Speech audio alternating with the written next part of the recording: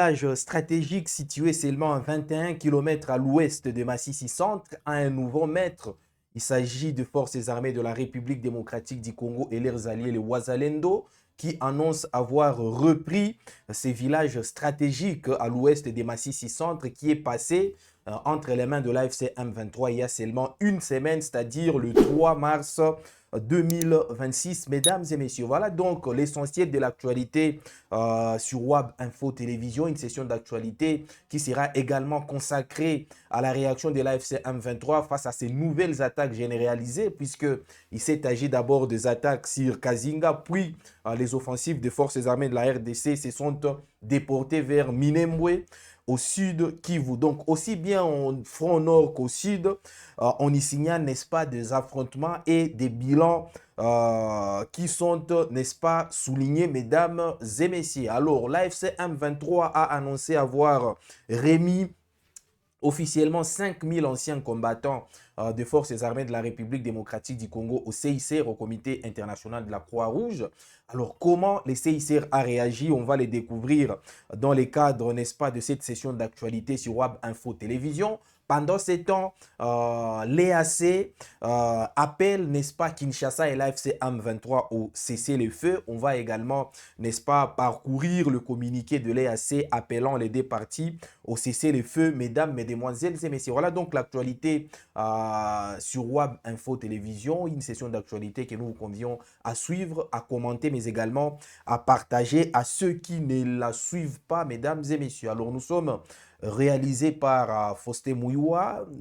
Thomas Awadi est à la supervision. Et alors, qu'en est-il exactement de ce qui se passe au front, mesdames et messieurs? Alors, nous allons y aller petit à petit par une certaine chronologie, puisque depuis 2 ou 3 jours, il y a eu, n'est-ce pas, la reprise des hostilités, notamment au nord de Goma, puisque des détonations étaient même entendues dans la ville de Goma, sémant la panique et la peur au sein, n'est-ce pas, de la population, mesdames et messieurs. Alors, les forces armées de la République démocratique du Congo menaient de frappes de drones le 7 mars sur 2 positions de M23 près de Mouchaki, à 8 km à l'ouest de Sake. Ce sont donc des détonations qui étaient entendues, n'est-ce pas, dans la ville de Goma. Le M23, une ferme, Mouchaki, une ferme utilisée pour le regroupement et une antenne télécom. Le M23 a dénoncé des dommages et des blessés. Le lundi dernier, les Ouazalendo ont repris, c'est ça l'information donc principale de cette session d'actualité. Les Ouazalendo ont repris, n'est-ce pas, Kazinga, ce village stratégique situé seulement à 21 km à l'ouest de Massissi, après des violents combats. Alors, c'est la 3e fois que cette localité stratégique change de main en quelques semaines seulement, puisque, tel que je vous l'ai dit, mesdames et messieurs, il y a une semaine, l'AFC M23 avait investi ces villages-là après y avoir délogé les Ouazalendo et, n'est-ce pas, les forces armées de la République démocratique du Congo. Alors, les combats se sont également fait entendre, fait rage également aux alentours de Goma, notamment dans le parc de Virunga, plus exactement à Rugari. Nous sommes là, n'est-ce pas, au nord de Goma, dans des quartiers si plombants, Mutao et Roussayo, mesdames et messieurs. Alors, ces combats-là ont été consécutifs à une embuscade tendue par les Ouazalendo aux éléments de l'AFC M23 qui partaient, n'est-ce pas, en renfort pour ceux qui se trouvent, n'est-ce pas, à Massissi. Donc, il y a eu des éléments de l'AFC M23 qui rejoignaient d'autres qui sont à Massissi et les Ouazalendo leur auraient, n'est-ce pas, tendu une embuscade. Voilà pourquoi les combats ont été déclenchés au nord de Goma, à Roussayo, mesdames et messieurs. Alors, pendant ces temps au sud Kivu, au front sud également, on y signale, n'est-ce pas, la reprise des affrontements, notamment la reprise des bombardements menés par les forces armées de la République démocratique du Congo autour de Minembwe, Kalingi, Kakenge, Ilundu et dans les Mwenga, plus exactement à Bilalombili et Mikenge, mesdames et messieurs. Alors, il y a des bombardements menés par des drones de forces armées de la République démocratique du Congo et il y a, n'est-ce pas, il s'en est suivi, n'est-ce pas, des accusations venant de l'AFC M23 qui dit que les forces armées de la RDC sont en train de cibler, n'est-ce pas, des civils plutôt que les positions de l'AFC M23, mesdames et messieurs. Voilà donc la situation au niveau des fronts, aussi bien au front nord qu'au front sud. Au front nord, on signale, n'est-ce pas, la reprise des Kazinga, ces villages situés à 21 km à l'ouest de Massissi, à l'ouest de Massissi Centre, pardon, par les éléments, n'est-ce pas, de Wazalendo, les alliés de forces armées de la République démocratique du Congo, après deux attaques qui ont duré quasiment 1 ou 2 jours, mesdames et messieurs. Pendant ces temps, au sud Kivu, on signale le bombardement des forces armées de la République démocratique du Congo à Minembwe, Kalingi, Kakenge, Ilundu et dans les Mwenga, mesdames et messieurs. Alors, hier, on vous a parlé exactement des affrontements qu'il y a eu au nord de la ville de Goma, des affrontements qui ont coûté d'ailleurs, qui ont été consécutifs, pardon, à une embuscade tendue par les Wazalendo au M23 qui est parti en renfort au niveau de Massissi, mesdames et messieurs. Mais là, il s'observe une certaine accalmie. Il s'est agi simplement d'une embuscade qui ne s'est pas, n'est-ce pas, dont, n'est-ce pas, les conséquences ne se sont pas étalées sur la durée, mesdames et messieurs. Voilà donc la situation au niveau du front. Alors, qui représente Kazinga, ces nouveaux villages récupérés par l'AFC M23? Alors, pour ceux, disons, récupérés par les Wazalendo, les alliés aux forces armées de la République démocratique du Congo. Alors, Kazinga se trouve à dans le groupement de Nyamakobo. Nous sommes là au territoire, dans le territoire de Massissi, dans la province du Nord Kivu. C'est un village stratégique situé à 21 km à l'ouest de Massissi. Centre, Kazinga a été au cœur, n'est-ce pas, des violents combats entre l'AFC M23 et les forces armées de la RDC alliées avec leurs alliés les Wazalendo depuis fin février 2026. Et c'est pour, n'est-ce pas, la énième fois que ces villages changent de maîtres, mesdames et messieurs, puisque ceux qui ils sont maîtres à l'heure où on est en train de vous parler, ce sont les forces armées de la RDC et les Wazalendo qui l'ont récupéré, n'est-ce pas, consécutivement aux affrontements qui viennent, n'est-ce pas, de se terminer. Alors, puisque ces villages il y a eu vraiment beaucoup de retournements de situation dans ces villages. Il y a eu, c'est quasiment du hot-toi que j'ai mis mettre. Hein. Parfois, ce sont les FRDC qui le récupèrent. Parfois, ce sont les M23 qui les récupèrent également. Donc, pour la énième fois, ces villages-là ont changé de maître. Alors, c'est quoi la chronologie? Alors, tout est parti du 24 février 2026. Les FRDC et les Wazalendo avaient investi, n'est-ce pas, ces villages des Kazinga, qui est d'ailleurs un village voisin de Kibanda, après, n'est-ce pas, les offensives dans les secteurs de Nyamakobo. Nous sommes là à Osso, Banyungu, mesdames et messieurs. Alors, les 21, du 25 au 28 février, l'AFC M23 a à son tour amorcé des contre-attaques répétées et les combats se sont poursuivis autour des Kazinga, Lukole, Machaki, Ndete, mais les contrôles, il y avait toujours, n'est-ce pas, un flou quant à qui contrôlait exactement ces villages-là. Alors, ça s'est poursuivi encore du 1er au 2 mars 2026. Le M23, après, n'est-ce pas, d'intenses combats, ont réussi à reprendre Kazinga de main de forces armées de la République démocratique du Congo. Alors, la confirmation a été faite le 3 mars 2026 par plusieurs sources aussi bien proches de l'AFC M23 que des sources proches, n'est-ce pas, des forces armées de la République démocratique du Congo qui ont annoncé ces jours-là, le 3 mars 2026. J'espère que vous êtes en train de suivre attentivement cette chronologie. La reprise totale des Kazinga par l'AFC M23. Alors, il a fallu attendre le 6 mars 2026 pour que l'AFC M23 se retire d'abord des deux villages voisins, c'est-à-dire Ndete et Boabo, à seulement 9 km, n'est-ce pas, de Kazinga. Mais Kazinga restait alors toujours sous contrôle de l'AFC M23 jusqu'au 10 mars, mesdames et messieurs.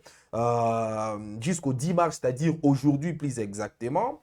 On nous signale, n'est-ce pas, les retours, la reprise Wazalendo, de Kazinga par les Wazalendo et les forces armées de la République démocratique du Congo qui y auraient délogé l'AFC M23, mesdames et messieurs. Voilà donc cette chronologie qui atteste, n'est-ce pas, de la versatilité, de la volatilité même de la situation à Kazinga, un village qui passe de temps en temps sous emprise de l'un comme de l'autre, mais l'information principale est que aujourd'hui, ce village est passé entre les mains de Wazalendo, les alliés aux forces armées de la République démocratique du Congo. Alors, face à toutes ces attaques généralisées au nord Kivu et au sud Kivu, l'AFC M23 a tenu à réagir, mesdames et messieurs, une fois de plus. Voilà, les patrons de la cellule de communication de l'AFC M23, Lawrence Kanyuka, a tweeté en condamnant, n'est-ce pas, ces nouvelles attaques contre les différentes positions de l'AFC M23. Nous sommes là dans le nord et dans les sites qui vous... Je vais demander à Faustin Mouyoua de vous illustrer, n'est-ce pas, ces tweets de Lawrence Kanyuka, où il est en train notamment de dénoncer ces nouvelles attaques attribuées, n'est-ce pas, aux forces armées de la République démocratique du Congo. Alors, c'est une mise à jour faite le lundi 9 mars 2026. Depuis 8 heures juste ce matin et jusqu'à présent, les forces coalisées du régime de Félix Tshisekedi bombardent sans relâche les centres de Minembwe, une zone densément peuplée à l'aide des drones kamikazes. Ces attaques aveugles et criminelles visent délibérément les populations civiles, causant la mort de plusieurs de nos compatriotes et contraignant de nombreux autres à fuir leurs habitations. Par respect pour les victimes et leurs familles, nous choisissons d'épargner au public la diffusion d'images particulièrement choquantes. L'AFC M23 réaffirme solennellement que les sangs des Congolais versés par le régime Félix Tshisekedi ne sera ni ignoré, ni oublié, ni passé sous silence. Tel est donc le tweet pondu par Lawrence Kanyuka qui était une fois de plus en train de s'alarmer contre, n'est-ce pas, les nouvelles offensives par drone menées par les forces armées de la République démocratique du Congo. Alors pour l'instant, il n'y a aucune réaction venant, n'est-ce pas, officielle, il n'y a aucune réaction officielle venant aussi bien des forces armées de la RDC que du gouvernement congolais. Il y a un silence assourdissant qui plane et qui, n'est-ce pas, interroge plus d'un, puisque on aurait, n'est-ce pas, ça aurait été préférable que, n'est-ce pas, les forces armées de la République démocratique du Congo ou le gouvernement congolais puissent communiquer par rapport à ces, voilà, à ces alarmes faites par l'AFC M23 quasiment quotidiennement, mesdames et messieurs. Et pendant ces temps, l'EAC appelle au cessez-le-feu entre les différentes parties au conflit, c'est-à-dire entre Kinshasa et l'AFC M23, mesdames et messieurs. Alors, c'est après une longue période de silence sur la situation sécuritaire à l'est de la République démocratique du Congo que la communauté d'États d'Afrique de l'Est, EAC, a à son tour appelé les différents protagonistes à cesser toute hostilité et à observer un cessez-le-feu. Cette recommandation de l'EAC a été formulée à l'issue du 25e sommet de chefs d'État tenu samedi 7 mars 2026 à Arusha en Tanzanie. Alors je vous ai parlé dans la production d'hier de ces sommets de Arusha auquel n'a pas participé malheureusement le président congolais Félix Tshisekedi et encore moins le président rwandais Paul Kagame, mais quand même ce sommet a été assorti, n'est-ce pas, de quelques recommandations parmi lesquelles celle-ci. Le sommet a félicité son excellence le docteur William Ruto, président de la République du Kenya et président de la communauté est-africaine, pour son rôle déterminant dans la mise en œuvre des décisions du sommet relatives à la situation de paix et de sécurité dans l'Est de la RDC. Et pour la coordination du processus, a invité toutes les parties au conflit à cesser les hostilités et à observer un cessez-le-feu immédiat tout en réaffirmant son engagement en faveur d'un règlement pacifique de leurs différends, rapporte donc le communiqué final de l'EAC rendu public à l'issue du sommet. Alors, selon ces communiqués de la communauté des États d'Afrique de l'Est, le sommet a, au cours de ses assises, reçu plusieurs rapports un rapport d'étape sur la mise en œuvre de la décision précédente relative au processus de Nairobi mené par l'EAC pour le rétablissement de la paix dans l'Est de la République démocratique du Congo. Il a également pris note de progrès accomplis dans le rétablissement de la paix et de la stabilité dans l'Est de la République démocratique du Congo. Voilà donc les communiqués finaux pondus par l'EAC, par les différents chefs d'État de l'Afrique de l'Est qui ont, n'est-ce pas, appelé les deux parties, c'est-à-dire l'AFC M23 et Kinshasa, à observer, n'est-ce pas, un cessez-le-feu immédiat.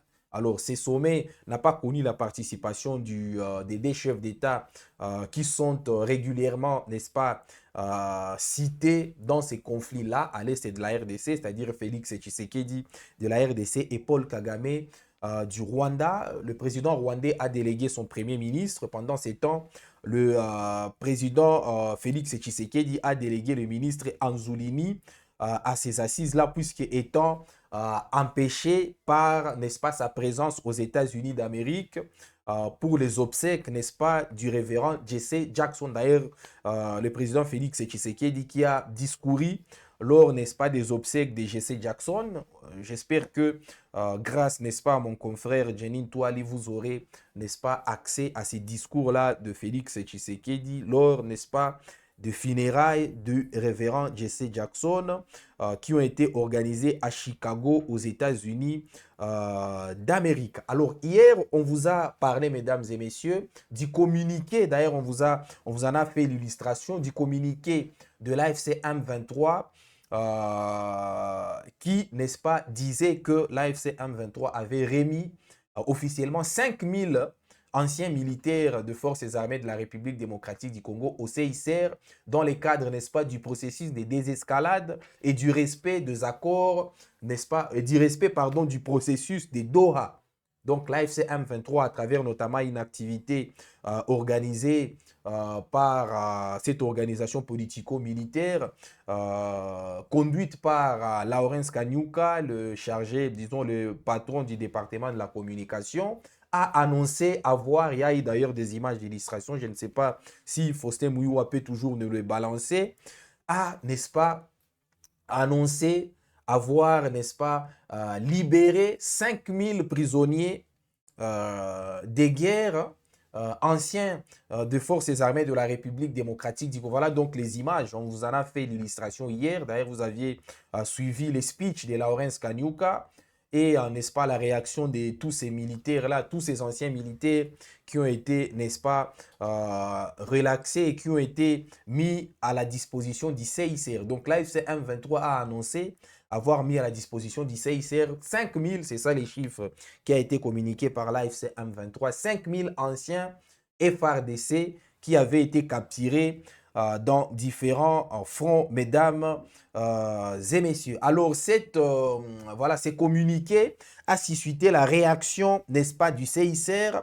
Le CICR qui a réagi à travers, d'ailleurs, on va également demander à Faustin Mouyoua de vous illustrer les tweets de François Moréon, qui est, n'est-ce pas, les chargés de la délégation du CICR en République démocratique du Congo, qui a réagi par rapport, n'est-ce pas, à ces communiqués de l'AFC M23 qui allait dans le sens, n'est-ce pas, d'informer l'opinion aussi bien nationale qu'internationale qu'elle elle était en train de disposer, elle était en train de disponibiliser 5000 anciens forces armées de la République démocratique du Congo, ou anciennes forces armées de la République démocratique du Congo, au CICR, mesdames et messieurs, dans le cadre du processus de Doha et dans le cadre, n'est-ce pas, des mesures de confiance qui en sont issues, mesdames et messieurs. Alors, c'est François Moréon, chef de la délégation du CICR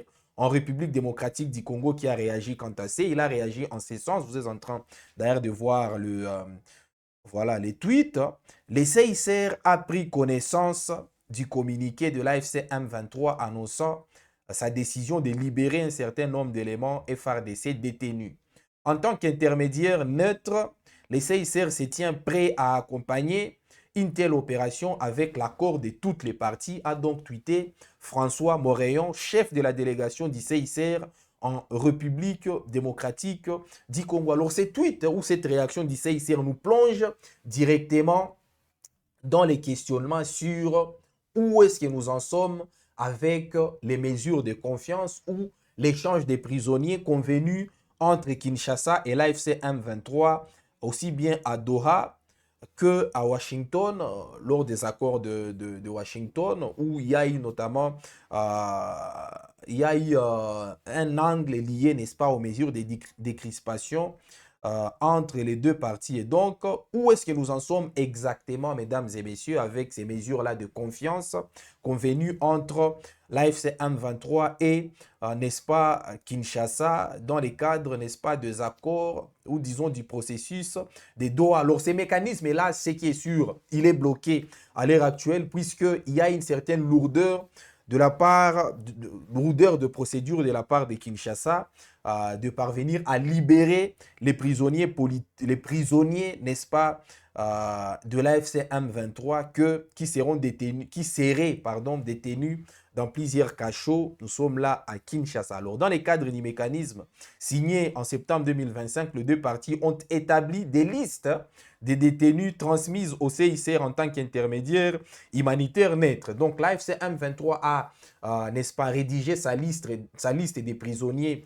qui sont détenus par Kinshasa et inversement, Kinshasa également a rédigé une liste de ces prisonniers détenus par, n'est-ce pas, l'AFC M23. Alors, du côté du gouvernement congolais, une commission technique d'identification a été mise en place pour examiner ces dossiers, apprend-on, n'est-ce pas, de nos confrères de la Radio France Internationale. Mais à ce stade, aucune libération n'a encore été effectuée dans le cadre de l'accord de Doha. Donc, Kinshasa n'a toujours pas libéré, n'est-ce pas, un seul prisonnier, selon la Radio France Internationale, selon cette dépêche que nous sommes en train, mesdames et messieurs, de vous lire. Kinshasa n'a encore jusque-là libéré aucun prisonnier de l'AFC qui est sur la liste de l'AFC M23. Pourtant, ça a été convenu dans le cadre de Doha. Néanmoins, une commission technique d'identification a été déjà, mesdames et messieurs, mise en place par Kinshasa. Alors, certains détenus figurant sur ces listes ont déjà reçu d'ailleurs la visite d'équipes du CICR, mesdames et messieurs. Alors, la question du calendrier des libérations, quand est-ce que ces prisonniers-là seront libérés effectivement? Ces calendriers-là restent flous et d'ailleurs incertains, mesdames et messieurs. Alors, Kinshasa se montre discret et invoque la confidentialité de l'opération et la protection de l'identité des personnes concernées. Alors, face à ces blocages, plusieurs acteurs internationaux tentent d'encourager les avancées. C'est le cas de Mirjana Spolaric, qui est la présidente, n'est-ce pas, du CICR, qui s'est rendue dans la région des Grands Lacs en septembre dernier, à Kinshasa, à Kigali, et même à Bujumbura, où il a notamment eu l'occasion de rencontrer les différents officiels de partis au conflit, mesdames et messieurs. D'ailleurs, la présidente du CICR s'était même rendue à Goma pour s'enquérir personnellement, n'est-ce pas, de la situation dans laquelle se trouvent les différents prisonniers des guerres capturés lors des différents fronts, mesdames et messieurs. Donc, il y a jusque-là les blocages en ce qui concerne ces mesures de confiance-là convenues à Doha entre Kinshasa et l'AFC M23. Alors, ces mesures de confiance-là, obligées, exigées aux deux parties, n'est-ce pas, la libération des différents prisonniers afin, n'est-ce pas, de décrisper le processus lié, n'est-ce pas, à la médiation et au dialogue entre les deux parties. Mais autant aujourd'hui, d'ailleurs vous l'avez suivi dans le cadre de dans les cadres de la cérémonie de remise de ces milliers des anciens FRDC capturés sur différents fronts par l'AFC M23. L'AFC M23 continue de se plaindre, n'est-ce pas, de la rigidité observée à Kinshasa concernant la libération des prisonniers politiques. Alors, il y avait une centaine de prisonniers de M23 sur la liste des M23 qui seraient détenus à Kinshasa selon l'AFC M23. Et aujourd'hui, le mouvement était en train de se plaindre, n'est-ce pas, de la rigidité observée à Kinshasa. Et pourtant, le mouvement, lui, s'est dit, n'est-ce pas, disposé à observer toutes ces mesures de confiance, notamment la libération des prisonniers des guerres qui ont été capturés sur différents fronts, comme ça s'est fait hier, mesdames et messieurs. Alors, on croise les doigts, on espère que le processus sera accéléré d'ici là et finalement, on aura, n'est-ce pas, de lueur afin d'aboutir à une solution, n'est-ce pas, au conflit à l'est de la République démocratique du Congo, des conflits qui ont coûté la vie à plusieurs personnes à la fois innocentes et impliquées, mesdames et messieurs. Alors, merci de nous avoir suivis, merci d'avoir n'est-ce pas, interagi dans les cadres de ces WAB actualités sur WAB Info Télévision. Nous vous fixons rendez-vous à la prochaine avec le même plaisir.